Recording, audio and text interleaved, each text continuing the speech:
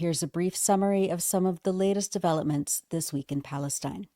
It has been 53 days of a complete siege on the Gaza Strip, while Israeli forces accelerate the forced displacement of Palestinians, pushing them into smaller and smaller areas, and while bombing and airstrikes continue nonstop, killing dozens of people, including many children, every day.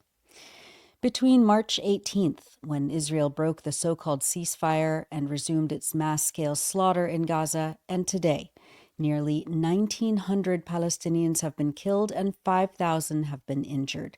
That figure includes 600 children killed and approximately 1,600 children injured in just 5 weeks. On Tuesday, April 22nd, the Israeli army shelled the Doaa Children's Hospital in Gaza City amid a barrage of attacks on the Tufah neighborhood. The Palestinian Health Ministry in Gaza reported that Israeli airstrikes also targeted and destroyed the solar panels on the roof of the hospital, rendering what was left of its pediatric services non-functional. On Wednesday, another attack in the same neighborhood in Gaza City targeted the Jaffa school, which had been turned into a shelter for displaced families. At least 10 people were killed and many more were injured as fires engulfed people's tents in the courtyard and sheltering families inside the building. Journalist Abdelkader Sabah reported that 4 classrooms were targeted overnight, and in the morning, people gathered in the wreckage of the courtyard to mourn children who were killed in the attacks. Sabah said that, quote, "the large number of martyrs has become normalized." Survivors of the attack, speaking to Al Jazeera, described scenes of absolute horror. An injured man told the agency that, quote, "my 3 cousins, 3 children were lost. They were pulled out completely charred." Another survivor said, quote, "we were asleep when suddenly we saw a light like the light of the day of judgment, fire everywhere. I grabbed my daughters and ran. They were injured and their father was in the bathroom. The girls were screaming for him, and we lost each other. As we were fleeing, they bombed the school again. People were screaming, women were crying and searching for their relatives. I don't know what to say. People here were burned alive," she said. Medics at nearby Al-Shifa Hospital could only assist by sterilizing the wounds, as there were no bandages available to use, Al Jazeera said. In Jabalia in northern Gaza, also on Wednesday, Israeli forces attacked a residential building, and when civil defense rescue workers came to provide care for the wounded, the Israeli army bombed the building again in a so-called double-tap strike. Israeli forces have continued to bomb the tents of displaced people in Al-Mawasi, on the sand dunes in southern Gaza, where earlier in the genocide, Israel designated the area a, quote, safe zone. On April 19th, an Israeli airstrike targeted the tents of displaced families in Al-Mawasi.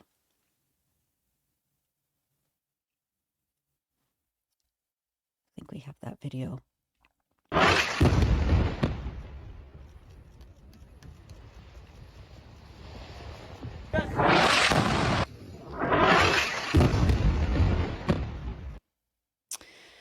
Just days later, on April 22nd, at least 10 Palestinians were killed in another airstrike on Al-Mawasi. A week ago, on April 16th, as we reported, an Israeli attack on Al-Mawasi killed at least 10 Palestinians, including children, one of whom used a wheelchair. Catherine Russell, the executive director of the UN Children's Fund UNICEF, stated, quote, "airstrikes on tents in Gaza reportedly killed 15 children, including a child with disabilities who burned to death," noting that images of children burning while sheltering in makeshift tents should shake us all to our core. Other attacks were reported this week in Burej refugee camp and in Deir Balah in central Gaza. Because of the last 53 days of Israel's complete humanitarian siege on Gaza, the hunger and medical situation is rapidly deteriorating into catastrophe. According to Euromed Human Rights Monitor, quote, "families in the Gaza Strip have been forced to cut the number of their daily meals, resulting in noticeable weight loss among residents. In the near total absence of fresh and nutritious food, most people now rely almost entirely on the enclave's limited supply of canned goods, while many others have become fully dependent on food banks for their daily meals. However, these food banks have come under intensified Israeli military attacks in recent weeks, further depriving residents of access to even the most basic food necessities. The human rights group added that, quote, the starvation imposed by Israel on civilians in the Gaza Strip represents one of the most severe and inhumane forms of genocide, as well as a grave violation of human dignity. It extends beyond the mere denial of food, and it also seeks to dismantle the population's ability to survive by destroying livelihoods, obstructing humanitarian aid, targeting sources of food production, and deliberately disrupting essential supply chains. The consequences of this policy extend far beyond the present, Euromed warned, threatening the very future of Palestinians as a national group by creating a generation at risk of long-term physical, psychological, and cognitive disabilities. Israel reveals a deliberate and destructive intent, one that aligns with the defining characteristics of genocide under genocide under international law. Recently, Jonathan Whitall of the United Nations Humanitarian Office described the situation in Gaza as, quote, deprivation by design amid Israel's deliberate dismantling of Palestinian life. In Gaza today, people are being deprived of the basic necessities for human survival. It's been more than 45 days of total blockade, total closure. Nothing has entered. No food, no relief supplies, no fuel, no commercial goods, nothing. This is deprivation by design. Hospitals and health centers are running low on supplies, while beds are filling up with mass casualties that continue to enter as the airstrikes are intensifying across the strip. Water supply has dramatically decreased. UN warehouses of food are running empty. We've had to close the UN-supported bakeries. There's no cooking gas left. People are burning trash just to heat the remaining food that they have left. At the same time, Gaza is being suffocated. Almost 70% of the strip is now either in a displacement zone or a no-go zone where people can't reach. Lands being annexed from the north, from the east, from the south of the strip as forces advance. When fishers go out to the sea, they're shot at, they're killed. Gaza's being starved, it's being bombed, it's being strangled. This looks like the deliberate dismantling of Palestinian life. The blockade needs to be lifted, humanitarian aid needs to be facilitated to enter, and the ceasefire needs to be reinstated. Lives depend on it. That was Jonathan Whitall of the UN Humanitarian Office. Israel targeted and destroyed dozens of heavy equipment vehicles belonging to the Palestinian civil defense in Gaza on April 21st and 22nd. According to the Jabalia municipality, an Israeli military strike destroyed all 9 wheel loaders that were donated and sent in during the January ceasefire, in addition to a sewage suction truck and a 5 cubic meter mobile water tanker. Furthermore, a manhole maintenance vehicle, 5 service vehicles, a 936 loader, 2 tractors, a garbage compactor truck, a solar distribution tanker, and a mobile generator to operate water wells all sustained partial damage. The municipality announced that all of its services, including street clearance, waste removal, sewage line maintenance, and water services, have been completely suspended, exacerbating the already dire situation and heightening the risk of disease. Journalist Abdulkader Sabah reported from the scene in Jabalia, noting that these vehicles were also necessary to recover victims from underneath the rubble. He stated that this was yet another way that the Israeli army is trying to dismantle all humanitarian services inside Gaza. The Gaza government condemned Israel's attacks on these vehicles as, quote, criminal. The targeting of municipal headquarters by Israeli occupation aircraft and the bombing of heavy equipment designated for rescue and rubble removal, including bulldozers and other machinery, is a criminal continuation of the war of extermination, the Hamas political party said in a statement. quote, "The systematic destruction of livelihoods and civilian facilities in the Gaza Strip will not succeed in pushing our people to surrender to the malicious displacement plans, nor will it succeed in dissuading them from clinging to their land, their determination, and that of their sons in the valiant resistance to confront and defeat the aggression and to achieve our legitimate rights to freedom and self-determination," end quote. We've published many features on the Electronic Intifada in the last week, but we wanted to highlight excerpts of Fatima Hassuna, the photographer who made a difference, by Asma Abdu, writing from Gaza.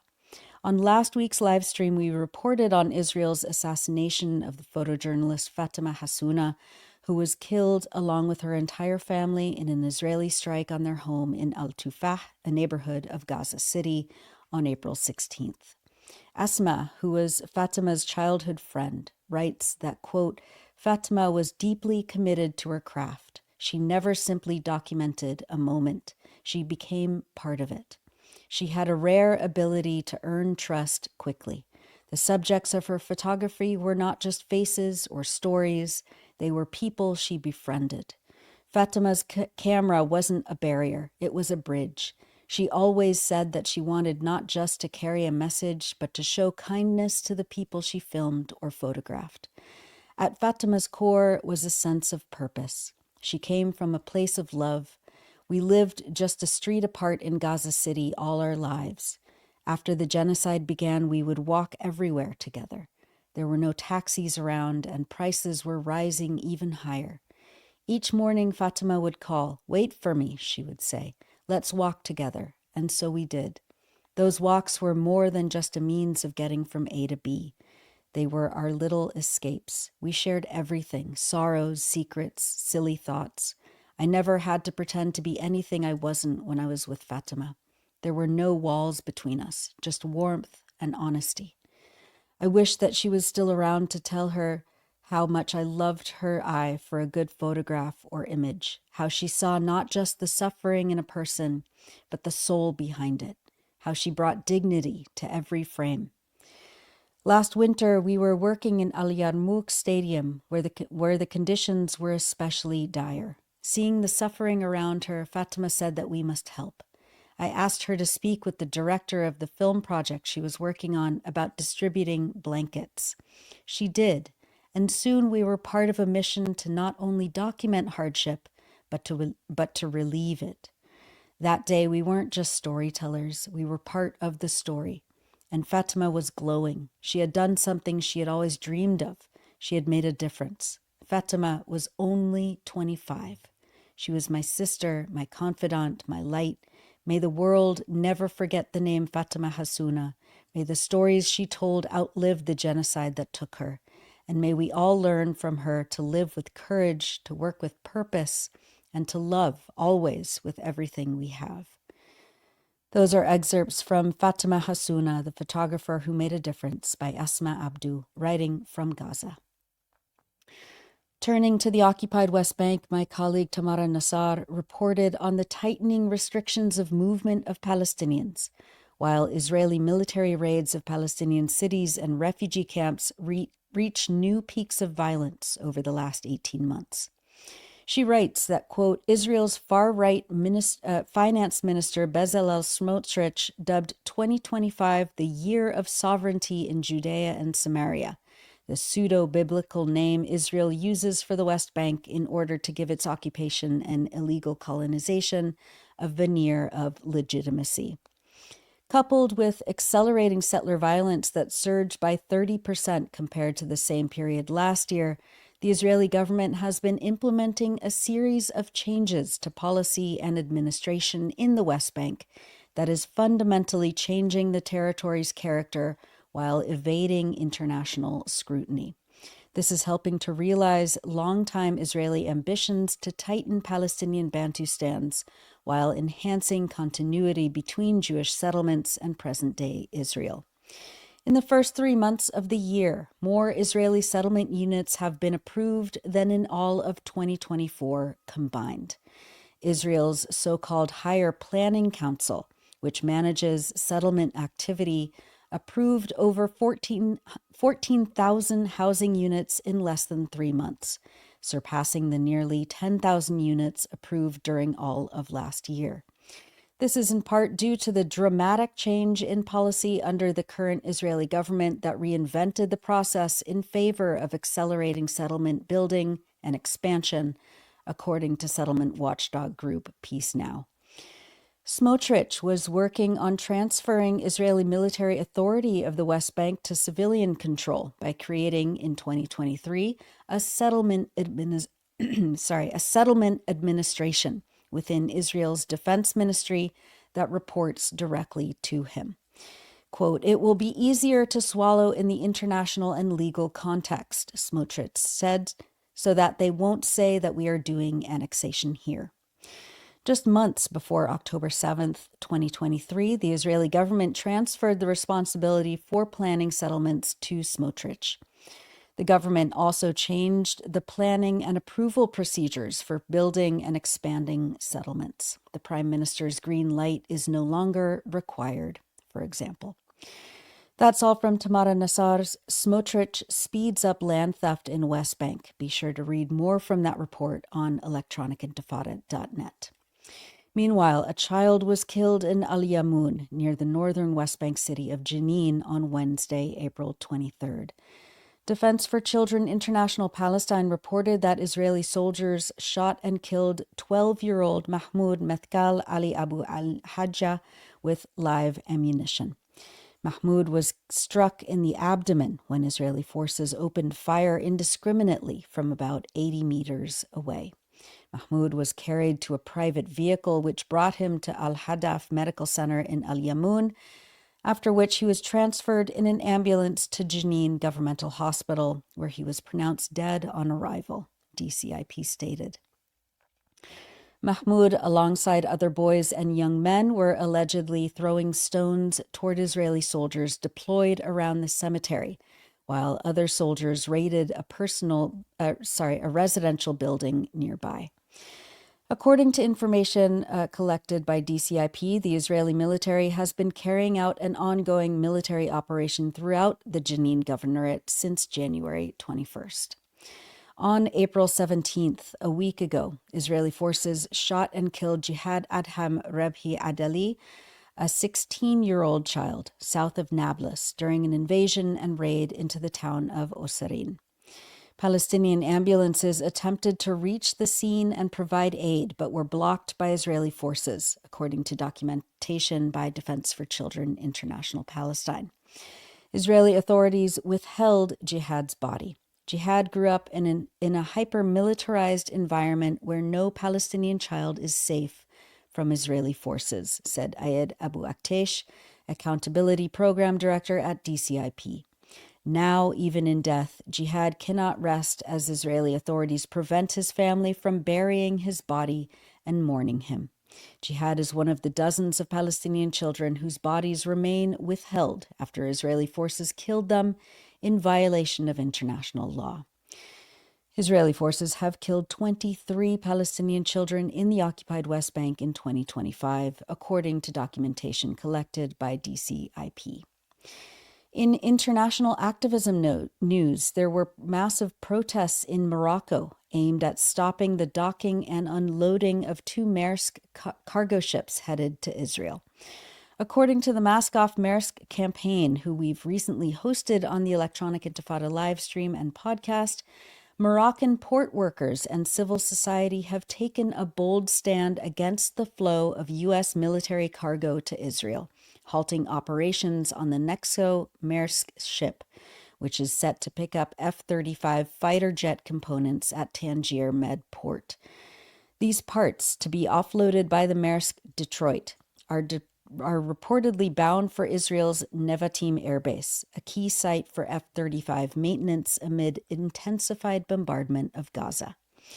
In Casablanca, mass protests delayed the 𝐓𝐡𝐞 Maersk from docking for nearly 39 hours. Protests also erupted at ports in France, Tangier, Spain, and along the U.S. East Coast as part of the Mask Off Maersk campaign. At Tangier Med, dozens of port workers refused to service the ship despite the risk of employer retaliation, with at least one worker resigning in protest. Major Moroccan labor unions, including the Port Workers and Seafarers Union, the Democratic Confederation of Labor, and the National Labor Union of Morocco, issued nationwide calls to boycott ships carrying weapons tied to Israel's war on Gaza. In their statement, the Port Workers and Seafarers Union stated, "We reject outright and without compromise any participation in logistical operations that contribute to the Zionist entity's war crimes, whether by fueling, towing, or unloading the ship or any like it." Massacres Maersk says that, quote, "Despite the fact that Maersk has previously retaliated against Moroccan workers refusing to service ships in the past, and the heavy ongoing repression from the company, workers stood firm against the company's complicity. We call on international solidarity and organizations to support the brave Moroccan people and workers who are taking a principled stance against the flow of military equipment through their ports to facilitate genocide." We'll continue to follow these developments from the global Massacres Maersk campaign. But finally, as we always do, we wanted to highlight people expressing joy, determination, and resilience across Palestine. 1 week ago, on April 17th, right after our live stream, our contributor Abu Bakr Abed published a personal statement and a video on Twitter about his decision to leave Gaza for medical treatment and to complete his university education. Let's play that. I actually have no words to tell you what it means.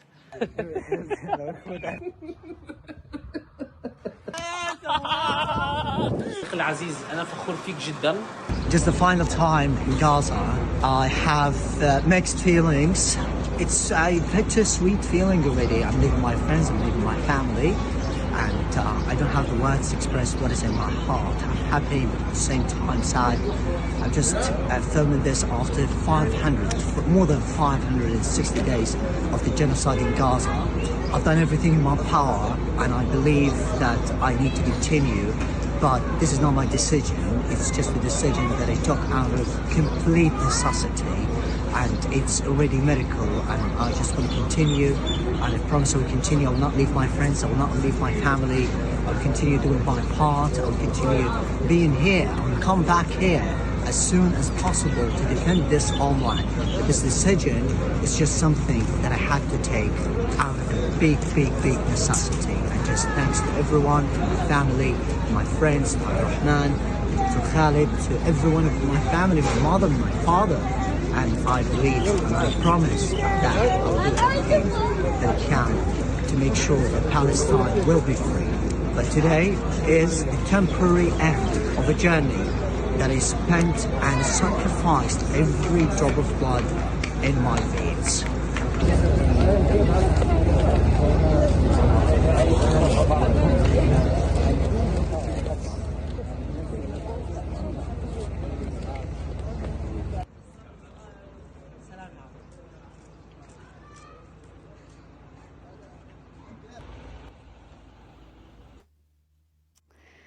Abu Bakr is now safe and sound in Ireland, where he will be continuing his studies and looking after his health. We're also proud of him. We're relieved. We're always worried about him still.